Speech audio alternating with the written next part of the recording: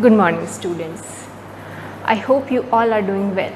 In the last two videos of this chapter, alcohol, ethers and phenols, we have studied about the classification of alcohol and phenols and the nomenclature of the alcohol and phenols. तो आगे हम पढ़ेंगे preparation of alcohol and phenols. But before studying that preparation method, I want to discuss one more topic, that is structures of functional group. Okay? Alcohol, ether और phenol में जो functional group है उनका structure कैसा होता है उस बारे में हम बात करने वाले हैं। तो सबसे पहले हम अल्कोहल के बारे में बात करते हैं। अल्कोहल का स्ट्रक्चर कैसे होगा, तो हम सिंपल एग्जांपल मेथनॉल से लेते हैं। मेथनॉल मीन्स CH3OH, ठीक है, ये उसका फॉर्मूला है CH3OH। अब इसको जब हम ड्रॉ करेंगे तो किस तरीके से ड्रॉ करेंगे,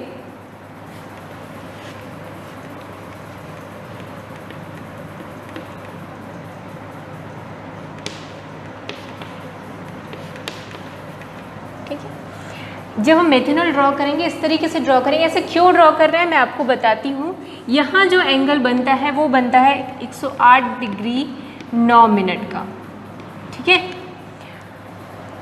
अब ऐसा क्यों हुआ, ये 108 डिग्री 9 मिनट कैसे हुआ वो बताते हैं, पर पहले इसको जानने से पहले हम इन दोनों का C और O का हाइब्रिडाइजेशन स्कीम जानेंगे कि इसमें कौन सा हाइब्रिडाइजेशन है। तो ये जो कार्बन है आप देखो 4 सिग्मा बॉन्ड बना रहा है, मतलब इसमें क्या है, sp3 हाइब्रिडाइजेशन है। सिमिलरली इस O में भी 2 बॉन्ड पेयर है, 2 लोन पेयर है, इसका मतलब इसमें भी क्या है, sp3 हाइब्रिडाइजेशन है, ठीक है। तो लास्ट ईयर पता नहीं आपको याद होगा कि नहीं, कोई भी जब किसी भी कोई कंपाउंड है और अगर उसमें sp3 हाइब्रिडाइजेशन होता है, जैसे मैं CH4 का एग्जांपल लेती हूँ। अगर CH4 में जो कार्बन है sp3 हाइब्रिडाइजेशन है उसमें, तो उसमें कितने लूप्स बनेंगे, कितने ऑर्बिटल होंगे, 4 sp3 ऑर्बिटल्स। और वो किस तरीके से बनते हैं, 4 sp3 इस तरीके से हम बनाते थे अगर आपको याद होगा तो। और जो चौथा पीछे लोब है वो इस तरीके से बनता था, ठीक है।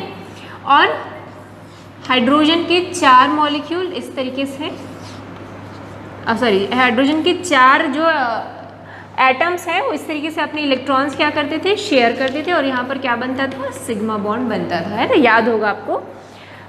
sp3 हाइब्रिडाइजेशन है अगर है किसी भी कार्बन में, किसी भी एलिमेंट में, तो उसमें टेट्राहेड्रल उसका स्ट्रक्चर होता है, ठीक है। टेट्राहेड्रल मैं आपको कई बार बता चुकी हूँ, इस तरीके से टेट्राहेड्रल स्ट्रक्चर होता है।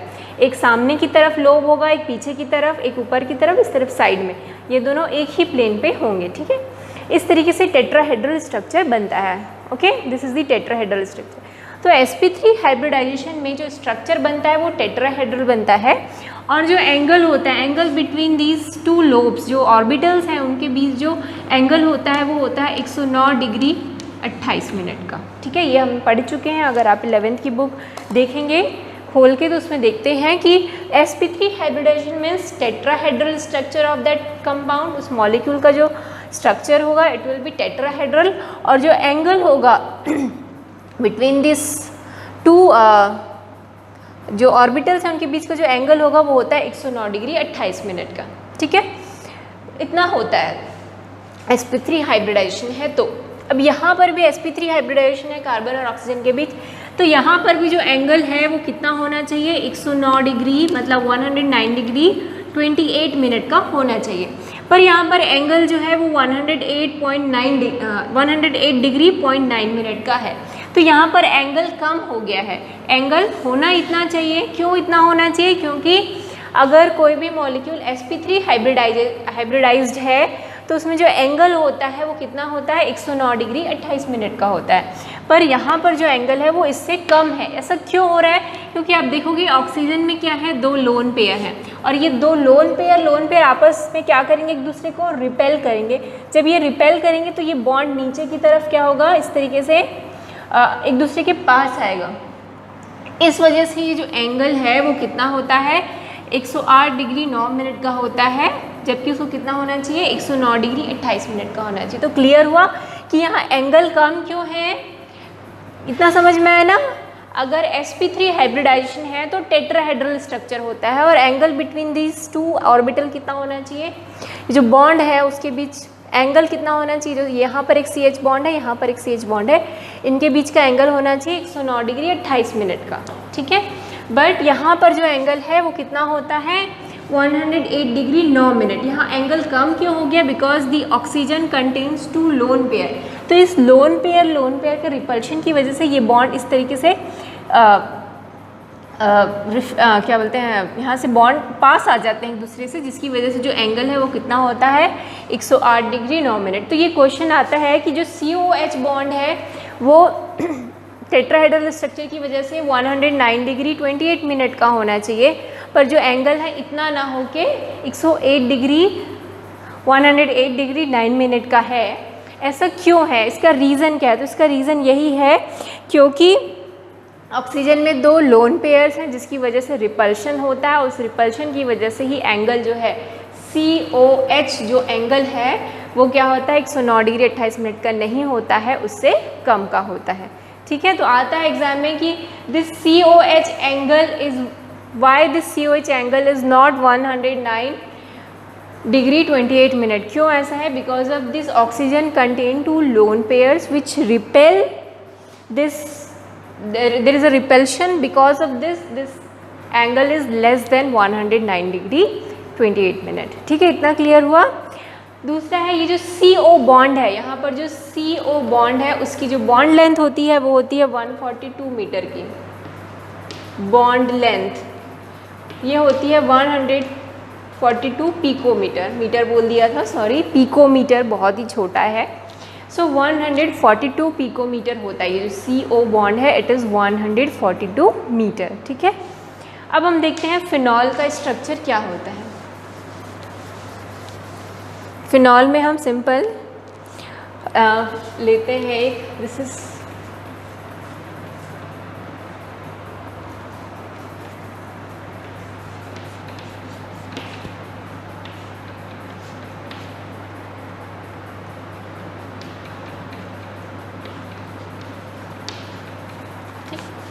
अब यहाँ पर देखो ये जो कार्बन है ये sp2 हाइब्रिडाइज्ड है, इसमें sp3 हाइब्रिडाइजेशन नहीं है, और ये O है but this O is sp3 hybridised, ठीक है। ये O sp3 हाइब्रिडाइज्ड है, तो यहाँ भी एंगल कितना होना चाहिए 109 डिग्री 28 मिनट का।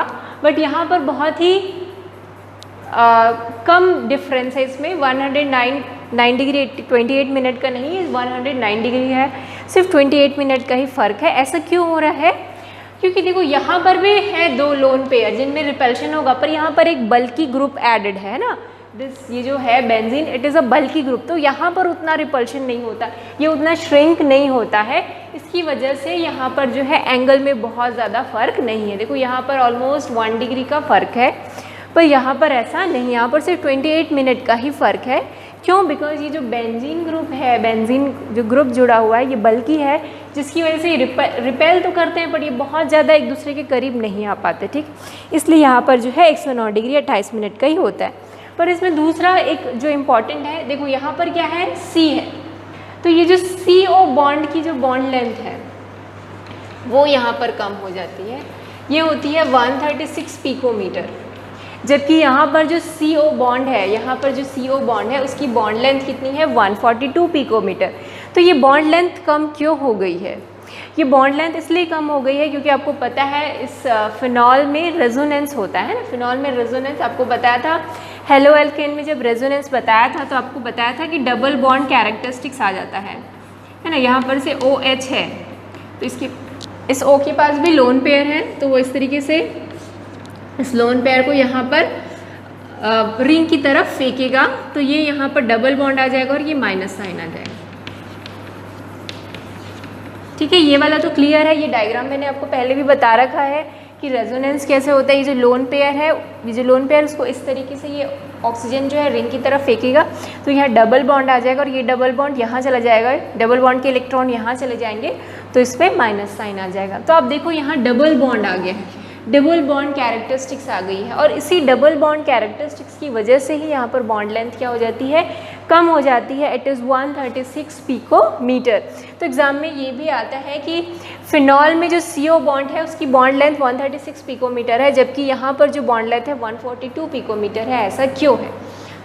जबकि CO बॉन्ड ही है दोनों में, तो बॉन्ड लेंथ अलग अलग क्यों है? उसका रीज़न यही है कि फिनॉल में रेजोनेंस की वजह से CO बॉन्ड में डबल बॉन्ड कैरेक्टरिस्टिक्स आ जाता है, जिसकी वजह से यहाँ बॉन्ड लेंथ क्या होता है? कम होता है। ठीक है, तो ये दो इम्पॉर्टेंट क्वेश्चन आते हैं इससे। पहला यही क्वेश्चन कि यहाँ पर COH बॉन्ड जो है, बॉन्ड एंगल है ना, COH bond angle 108 degree 9 minute का क्यों होता है, जबकि उसको कितना होना चाहिए? 109 डिग्री 28 मिनट का होना चाहिए। तो ऐसा क्यों होता है? Because this oxygen has 2 lone pair, और यहाँ पर एक लोन पेयर का रिपल्शन होता है, जिसकी वजह से एंगल क्या हो जाता है? श्रिंक हो जाता है। इसमें क्या क्वेश्चन आता है कि bond length, CO bond length यहाँ कम क्यों है? फिनॉल में CO बॉन्ड लेंथ कम क्यों है? उसका क्या रीज़न है? क्योंकि CO जो फिनॉल है उसमें रेजोनेंस होता है, रेजोनेंस की वजह से CO बॉन्ड में डबल बॉन्ड कैरेक्टरिस्टिक्स आ जाते हैं, और इसलिए इनका बॉन्ड लेंथ कम होता है। ठीक है, तो ये इसका रीज़न है। अगला हम ईथर के बारे में भी अभी पढ़ लेते हैं। ईथर में मतलब ईथर का अगर स्ट्रक्चर देखें तो वो होता है ROR। ठीक है, ये मेथनॉल हो गया, दिस इज फिनॉल। ठीक है, अब हम ईथर की बात करेंगे। ईथर का जनरल स्ट्रक्चर होता है ROR, जिसमें R क्या है? 2 एल्काइल ग्रुप है। इसका अगर स्ट्रक्चर बनाएंगे तो इस तरीके से इसका स्ट्रक्चर होता है।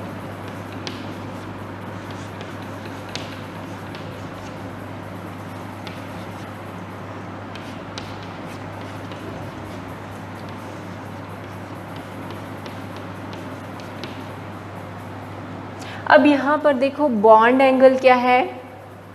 ज़्यादा है। बॉन्ड एंगल होना कितना चाहिए? 109 डिग्री 28 मिनट का होना चाहिए, पर यहाँ पर बॉन्ड एंगल क्या है? बढ़ गया है, 111.7 डिग्री हो गया है, और यहाँ पर भी 2 लोन पेयर है। तो यहाँ पर क्या रिपेल नहीं हो रहा है? यहाँ पर भी रिपल्शन हो रहा है, पर यहाँ पर जो एल्काइल ग्रुप है, ये एल्काइल ग्रुप भी क्या करते हैं? आपस में एक दूसरे को रिपेल करते हैं। ठीक है, ये जो एल्काइल ग्रुप है बहुत ही बल्की ग्रुप्स होते हैं, ये भी एक दूसरे को रिपेल करते हैं। तो देखो यहाँ से भी रिपल्शन का फोर्स है, यहाँ से भी रिपल्शन का, पर ये जो फोर्स है रिपल्शन का ये ज़्यादा है, जिसकी वजह से ये एंगल क्या हो जाता है? ग्रेटर हो जाता है, इससे 109 डिग्री से बड़ा हो जाता है। समझ में आया कि यहाँ पर angle slightly greater than 109.28 degree से क्यों ऐसा है? एंगल कितने का होना चाहिए? 109 डिग्री 28 मिनट का होना चाहिए, पर यहाँ एंगल 111.7 डिग्री का है। उसका रीज़न क्या है? क्योंकि इसमें देखो 2 बल्की ग्रुप एल्काइल ग्रुप अटैच हैं, ये भी एक दूसरे को आपस में क्या करते हैं? रिपेल करते हैं। इनका रिपल्शन ज़्यादा होता है as compare to this lone pair repulsion, जिसकी वजह से यहाँ पर एंगल होता है वो स्लाइटली ग्रेटर होता है। ठीक है, तो इससे रिलेटेड ये 2-3 क्वेश्चन बनते हैं इस टॉपिक से लेके। तीनों थ्योरी क्वेश्चन है, but give reason conceptual question है कि ऐसा क्यों हो रहा है। तो समझ में आया? तीनों में, इन दोनों में हम एंगल की बात कर रहे हैं और इसमें बॉन्ड लेंथ की बात कर रहे हैं। ऐसा क्यों हो रहा है? समझ में आ रहा है? यहाँ पर एंगल कम क्यों है, यहाँ पर एंगल ज़्यादा क्यों है, और यहाँ पर बॉन्ड लेंथ कम क्यों है? इस तीनों का रीज़न बहुत इंपॉर्टेंट है एग्जाम पॉइंट ऑफ व्यू से। ठीक है, इससे 1 मार्क से क्वेश्चन बहुत बन सकते हैं कि ऐसा क्यों होता है ना। गिव रीज़न या फिर असर्शन और रीज़न टाइप के क्वेश्चन भी इससे बन सकते हैं। ठीक है, असर्शन रीज़न टाइप के क्वेश्चन कैसे बनेंगे कि जो the bond angle in alcohol is 108.9 degree, ऐसा क्यों है? रीज़न में आ सकता है because there is a repulsion between the lone pairs, है ना, ये रीज़न हो गया। तो क्या दोनों ट्रू हैं, दोनों फॉल्स? इस टाइप के जो क्वेश्चन आते हैं ना, वैसे क्वेश्चन बोल रहे हैं, असर्शन और रीज़न। तो इन तीनों से असर्शन और रीज़न के क्वेश्चन भी बन सकते हैं। अच्छा, एक और इम्पॉर्टेंट है, आप कोई ना कोई रेफरेंस बुक ले ही लो, वो बेस्ट रहेगा आपको। रेफरेंस नंबर ऑफ़ क्वेश्चंस जो है उससे आपको फ़ायदा मिलेगा, क्योंकि बहुत सारे क्वेश्चंस होते हैं रेफरेंस बुक में जो आपको हेल्प करेंगे आपके कंसेप्ट बिल्डिंग में।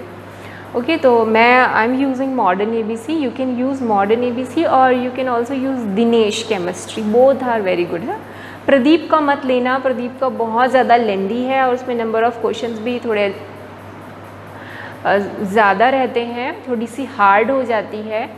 पर ये दोनों जो बुक है इसका फॉन्ट भी काफ़ी बड़ा है, मॉडर्न ABC का और दिनेश का, तो वो ईजिली अब पढ़ने में होता है। ठीक है, number of questions, multiple choice question भी दोनों बुक में बहुत सारे हैं, तो आप वो ही रेफ़र कर सकते हैं। ठीक, तो इतना समझ में आया। इस वीडियो में कोई डाउट होगा तो आप मुझे पूछिए। अगला जो वीडियो होगा it is based on the preparation of alcohol. Okay, thank you.